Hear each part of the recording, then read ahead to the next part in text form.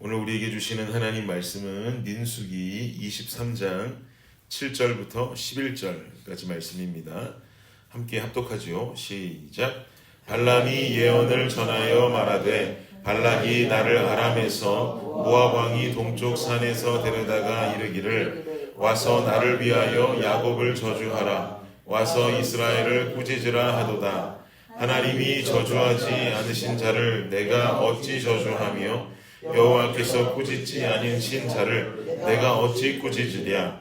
내가 바위 위에서 그들을 보며 작은 산에서 그들을 바라보니 이 백성은 홀로 살 것이라. 그를 여러 민족 중에 하나로 여기지 않으리로다.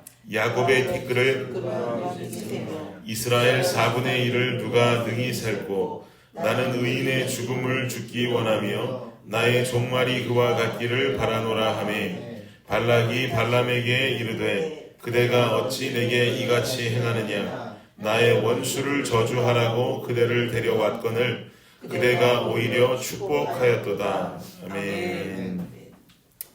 네, 우리는 어제 말씀을 통해서 발람이 여호와의 사자를 만나는 장면에 대해서 보았습니다. 여호와의 사자는 발람을 만나서 발람을 심하게 꾸짖게 되지요. 발람의 마음속에 있는 탐심이 있었기 때문에 그렇습니다. 발람이 타고 있었던 나귀는 여호와의 사자를 볼 수 있었지만 발람은 하나님께서 그의 눈을 뜨게 하시기 전까지는 여호와의 사자를 보지 못하였습니다. 결국 하나님께서 아무것도 모르고 여호와의 사자를 보고 도망치려는 그 나귀를 채찍질하면서 자꾸 자기가 가려는 길로 가게 하려는 그 발람을 보고 눈을 뜨게 하셨고 발람의 눈앞에는 칼을 들고 있는 여호와의 사자를 뒤늦게 볼 수 있는 이제 눈이 열리게 되었습니다. 그러나 여호와의 사자는 잘못된 길을 향하는 발람을 내가 죽일 수도 있다라고 하면서 책망하게 되죠. 그리고 나서 본문은 말하기를 민수기 22장 35절을 보면 여호와의 사자가 발람에게 이르되 그 사람들과 함께 가라. 내가 내게 이르는 말만 말할지니라. 발람이 발락의 고관들과 함께 가니라 라고 기록합니다. 여기 보면 여호와의 사자가 발람에게 이르되 그 사람들과 그냥 함께 가라는 거예요. 그러나 대신 내가 너에게 이르는 말만 말해야 된다 라고 하면서 그들을 따라서 함께 갈 수 있도록 다시 명하게 되죠. 발람은 현재 지금 이러한 여호와의 사자의 명령을 절대로 무시할 수가 없습니다. 왜냐하면 하마터면 자신은 여호와의 사자가 들고 있는 칼에 목이 베어 죽을 뻔하였는데 지금 목숨을 살려주면서 이 명령을 내리고 보내주니 이 명령에 대해서 우습게 경홀히 여길 수는 없는 것이겠죠. 이 마음을 가지고 발람은 발락을 만나게 됩니다. 발락이 발람을 보기 원했던 이유는 여러분들께서 아시는 것처럼 이스라엘 백성들을 저주해 주기 원했기 때문입니다. 발락은 그 의도대로 발람에게 이렇게 말합니다. 우리 본문 7절 말씀 한번 보시겠습니까? 7절에 말하기를 함께 읽겠습니다. 시작. 발람이 예언을 전하여 말하되 발락이 나를 아람에서 모압 왕이 동쪽 산에서 데려다가 이르기를 나를 위하여 야곱을 저주하라. 와서 이스라엘을 꾸짖으라 하도다. 보니까 와서 나를 위하여 야곱을 저주하라. 와서 나를 위하여 이스라엘을 꾸짖으라 라고 명하고 있죠. 여기서 꾸짖으라 라고 하는 말의 히브리어 원어를 찾아보면 꾸짖으라 라는 말보다는 맞서다 라고 하는 말이 맞습니다. 나를 위하여 여호와와 맞서라, 이스라엘을 맞서달라 라고 말하는 거죠. 그러니까 발람으로 하여금 이스라엘을 저주하며 그들과 맞서달라는 명령을 내리고 있습니다. 그러나 발람이 이스라엘과 맞서게 된다면 이것은 곧 하나님과 맞서는 것과 동일하게 된 것이죠.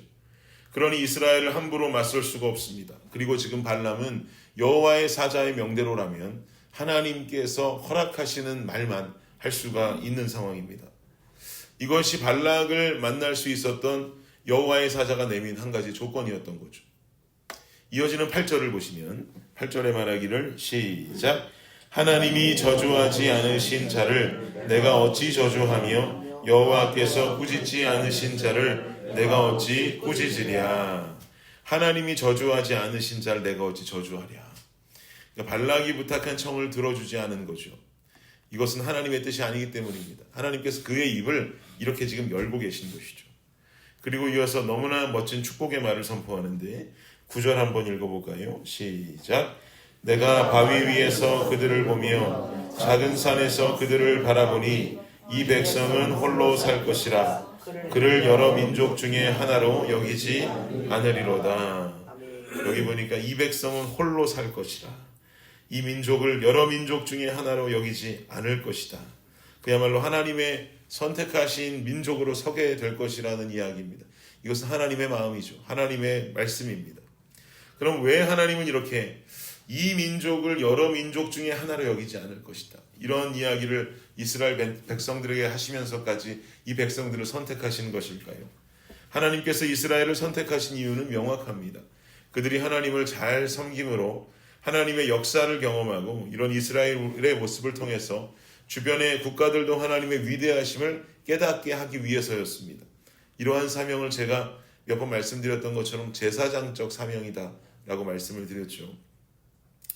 이스라엘 백성들은 그야말로 열방의 본이 되는 하나님의 신정국가요, 하나님의 선진국가가 되어야 했습니다.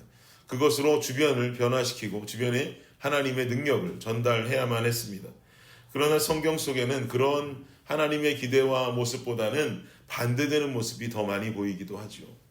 사랑하는 여러분, 오늘 이스라엘에 임한 축복의 말씀이 우리 각자를 향한, 그리고 우리 교회를 향한 축복의 말씀이 되기를 축복합니다. 내가 김준희를 여러 사람 중에 하나로 여기지 않으리로다. 여러분 각자의 이름이 이 안에 쓰여지므로 내가 아무개를 여러 사람 중에 하나로 여기지 않으리로다.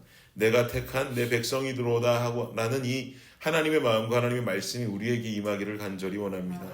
그러나 이 축복의 말씀이 임한다는 것은 축복과 동시에 큰 영적 부담을 안아야 하는 것입니다. 우리는 이 축복이 임한다면 제사장적인 사명을 지켜내는 삶을 살아야만 하는 것이죠. 우리의 삶이 주변으로 본이 되는 삶이 되길 원합니다. 우리의 언어와 행동, 우리의 신앙이 주변으로 본이 되는 모습이 되어질 때 이것이 바로 축복된 성도가 가져야 될 사명이요, 영적 부담감을 실천하는 삶의 모습이 될 것입니다. 하나님으로 인해서 내 삶이 변화되고 나로 인해서 내 주변이 변화되는 놀라운 축복이 임하기를 간절히 원합니다.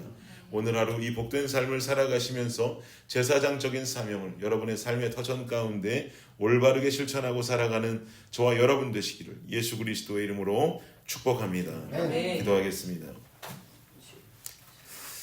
주님 감사합니다. 우리에게 주어진 제사장적인 역할과 사명을 주님 잘 감당하며 살아가는 자들 되기를 간절히 원합니다. 여러 사람 중에 똑같은 사람으로 생각지 아니하고 우리 한 사람 한 사람을 참 귀하게 생각하실 그 주님의 은혜와 축복을 우리가 힘입어 아버지 하나님, 우리가 삶을 살아가며 올바른 삶과 올바른 신앙과 올바른 행동과 올바른 언어로 말미암아 주변에 예수 믿는 자로 예수 전달하고 살아갈 수 있는 주님 놀라운 은혜의 역사 우리가 실천하게 하여 주옵소서.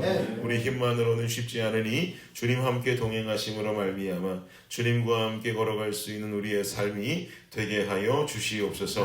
감사합니다. 예수님의 이름으로 기도드립니다. 아멘.